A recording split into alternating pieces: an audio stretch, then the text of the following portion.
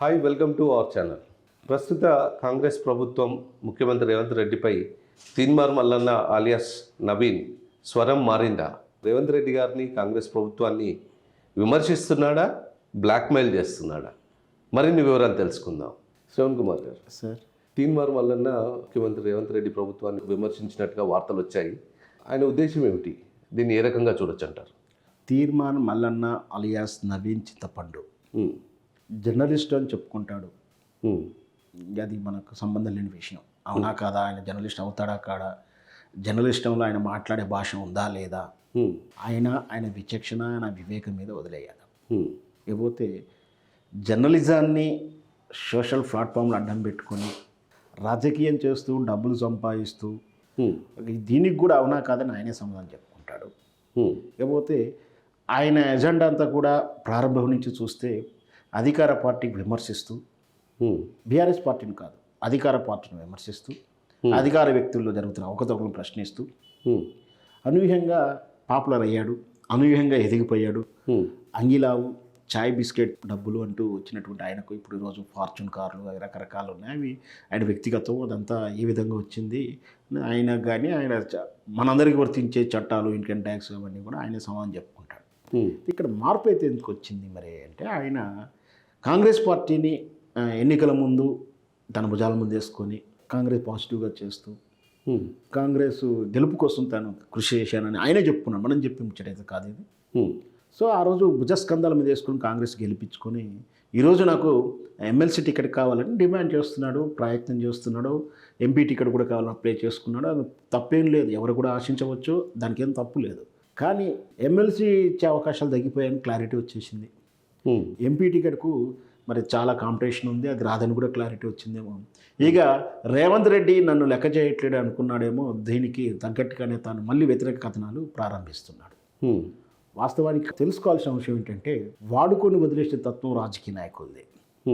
Congress party Revanth Reddy ఎవరిని ఎలా వాడుకోవాలో అలా వాడుకొని, ఎవరిని ఎలా స్కిప్ చేయాలి, ఎవరిని ఎట్లా బ్లఫ్ చేయాలో అలా చేసేసుకుంటూ తాను ఒక్కొక్క మెట్టు తొక్కుతూ పైకి వస్తున్నటువంటి నాయకుడు ఆయన. కాంగ్రెస్ పార్టీలో ఇంతకన్నా సీనియర్లు కూడా ఆయన మభ్యపెట్టగలిగాడు.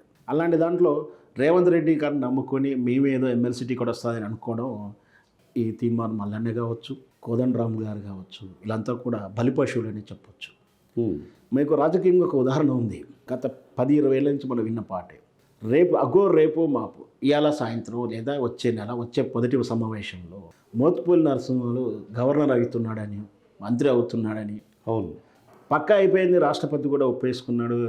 ఎల్లుండి రేపు ఉన్నప్పుడు గవర్నర్ ప్రమాణ స్వీకారం చేస్తూ డ్రెస్ కోడ్ కుట్టించుకుని వచ్చేసి అని కూడా చెప్పారనుకుంటా రకరకాల కామెడీ చేశారు. మోత్పూల్ నరసింహులు గవర్నర్ ఎట్లా అవుతాడు, రేపు అవుతున్నాడు. అది ఎంత వాక్యమో, ఎలాంటి ప్రోవర్బో. తీర్మానం మల్లన్న కూడా కాంగ్రెస్ నుంచి ఎమ్మెల్సీ అవ్వడం, కోదండరామరెడ్డి గారు నాకు తెలిసిందే, ఆయన కూడా ఎమ్మెల్సీ అవ్వడం అనేది పనేమో అని చెప్పి రాజకీయ నాయకుల్లోని, రాజకీయాల్లో ఇప్పుడు చర్చల్లోకి వచ్చినటువంటి సెటైరికల్ ప్రోగ్రామ్. అంటే ఆనాడు ఎన్నిసార్లు విన్నా కూడా, సంవత్సరంలో చంద్రబాబు నాయుడు గారు మోత్పూల్ నరసింహ గవర్నర్ అవుతున్నాడు, నేను పైన కేంద్రంలో చెప్పేసి వచ్చాను, నువ్వు కూలుగుండు, వచ్చే నెల అవుతున్నావు, రేపటి మళ్ళీ వచ్చి అసెంబ్లీ సమావేశాలకు వెళ్తావు, ఇట్లా చెప్పుకుంటూ అతన్ని ఓదార్చుకుంటూ వస్తున్నాడు. ఆయన నిజమే కదా, మోత్పూల్ నరసింహులు గవర్నర్ అయిపోయినట్టు కూడా అయిపోయింది. ఆ గవర్నర్ అధికారం రాకముందుకే పీరియడ్ 5 ఏళ్ళు అయిపోయి రిటైర్మెంట్ కూడా అయినట్టుగా, అంటే గాలి వార్తల్లోనే పోస్ట్ వచ్చింది, గాలిలోనే రిటైర్మెంట్ అయ్యాడు. ఎలానో ఈ మోత్పూల్ నరసింహ ఉదాహరణ ఎలాగో ఇప్పుడు మన తీర్మానం మల్లన్న ఎమ్మెల్సీ అవ్వడం కూడా అలాంటిదే.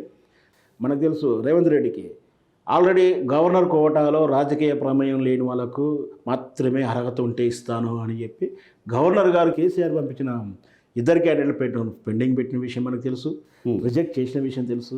మళ్ళీ అదే సెక్టార్లో గవర్నర్కి రికమెండేషన్ పంపించడం, వీళ్ళు ఎట్లాగో కోర్టుకు వెళ్తారు కాబట్టి ఇది ఆగిపోతుందని కూడా తెలుసు. కాబట్టి ఆయన ఇచ్చామంటే ఇచ్చాము, కోర్టులో పెండింగ్ ఉందని చెప్పడానికి, వివాదాలు లేకుండా చూసుకోవాలనుకుని ఆయనకి ఇచ్చామా అంటే ఇచ్చాము, నామకే వాస్తే అని చెప్పడానికే కోదండరామ్ గారికి ఆ కేటగిరీలో ఇవ్వడం.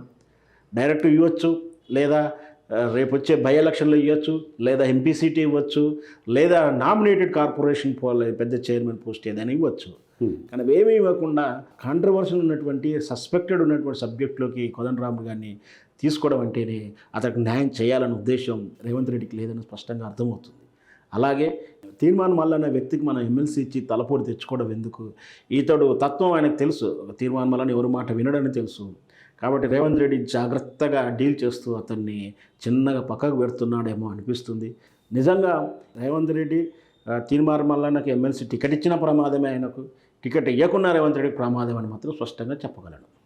ధన్యవాదాలు విశ్రమ్ కుమార్.